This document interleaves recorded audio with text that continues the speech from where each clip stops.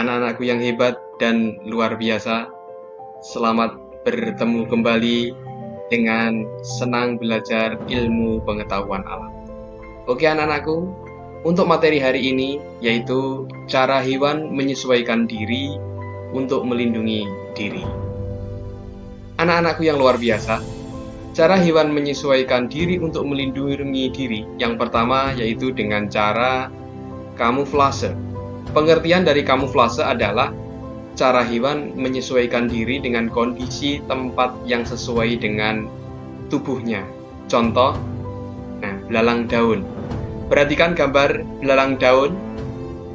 Belalang daun hampir menyerupai dengan daun yang dihinggapinya, sehingga pemangsa akan terkecoh atau kesulitan apabila akan menangkap belalang tersebut, dan akhirnya belalang tersebut akan selamat dari pemangsa.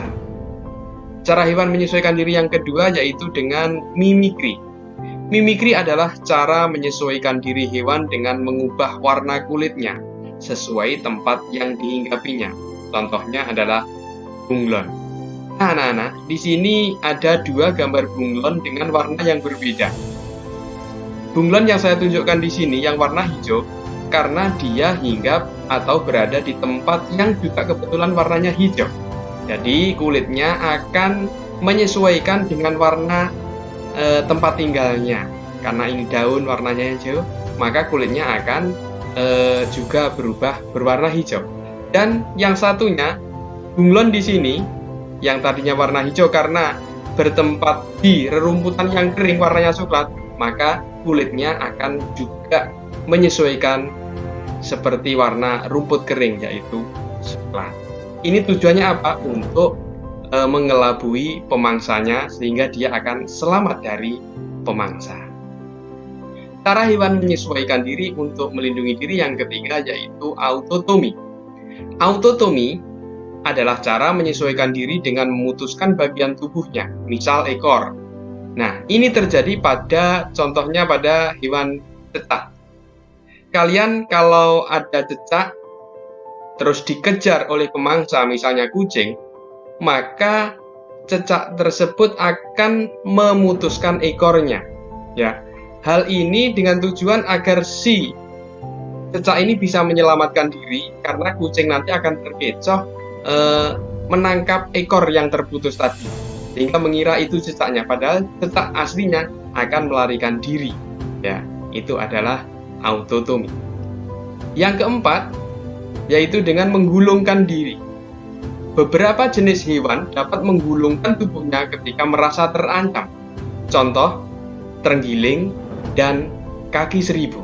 Nah, kalau terenggiling bentuknya seperti ini ya. Apabila terancam atau ada pemangsa yang mendekat, maka tubuhnya akan menggulung seperti bola. Akhirnya bentuknya seperti ini, dan ini kulitnya keras sehingga tidak mudah untuk dimangsa. Ya, sehingga pemangsanya sudah tidak tertarik lagi karena sudah tidak bisa memakan terenggiling tersebut. Nah, kaki seribu juga demikian.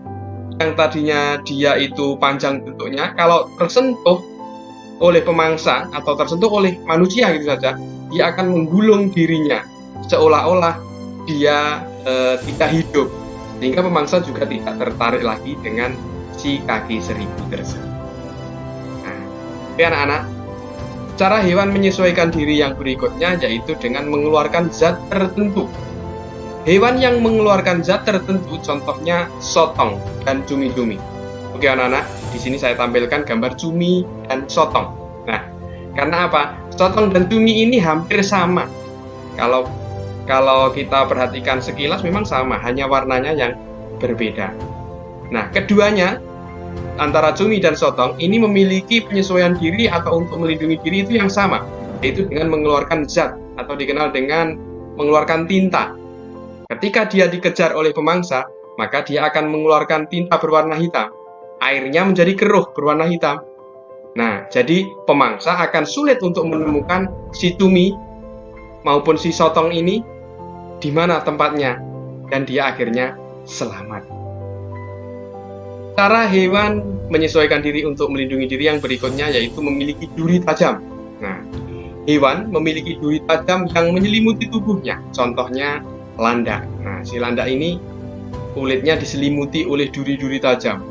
Apabila ada pemangsa mendekat atau akan dimakan oleh hewan yang lebih besar, maka dia akan menggunakan duri-duri ini untuk melindungi dirinya, dan pemangsa akan kesakitan apabila terkena duri tersebut, hingga tidak jadi makan landak. Cara hewan menyesuaikan diri yang berikutnya yaitu dengan menghasilkan racun. Hewan dapat menghasilkan racun atau bisa yang mematikan. Contoh, ular, kalajengking, dan kelabang. Nah, dari ketiga hewan tersebut kalian pasti sudah pernah menjumpai, ya. Kita kenal dengan ular. Apalagi kalau ular kobra itu bisanya luar biasa. Kalajengking juga demikian, kelabang juga demikian. Nah, bisa atau racun yang dimiliki oleh hewan-hewan tersebut itu bisa membuat rasa sakit yang luar biasa, ya, bahkan bisa mematikan, sehingga dia aman dari para pemangsanya. Nah, anak-anakku, cara hewan menyesuaikan diri untuk melindungi diri yang berikutnya yaitu dengan mengeluarkan bau. Hewan yang mengeluarkan bau saat terancam, contohnya walang sangit. Nah, ini gambar walang sangit. Kalian sudah pernah melihat dan bahkan sudah pernah menyentuhnya, kan? Nah, bagaimana walang sangit apabila tersentuh? Apa yang akan keluar dari tubuhnya? Ya, bau. Baunya sangat menyengat dan tidak enak. Nah, itulah untuk si walang sangit ini untuk menyelamatkan diri dari pemangsanya. Berikutnya cara hewan menyesuaikan diri yaitu dengan ekolokasi. Pengertian ekolokasi merupakan kemampuan yang dimiliki oleh kelelawar untuk mengetahui arah terbang mangsa dan keadaan lingkungannya menggunakan bunyi. Nah, di sini perhatikan gambar.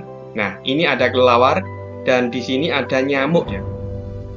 Yang warna biru ini adalah bunyi yang dikeluarkan oleh kelelawar.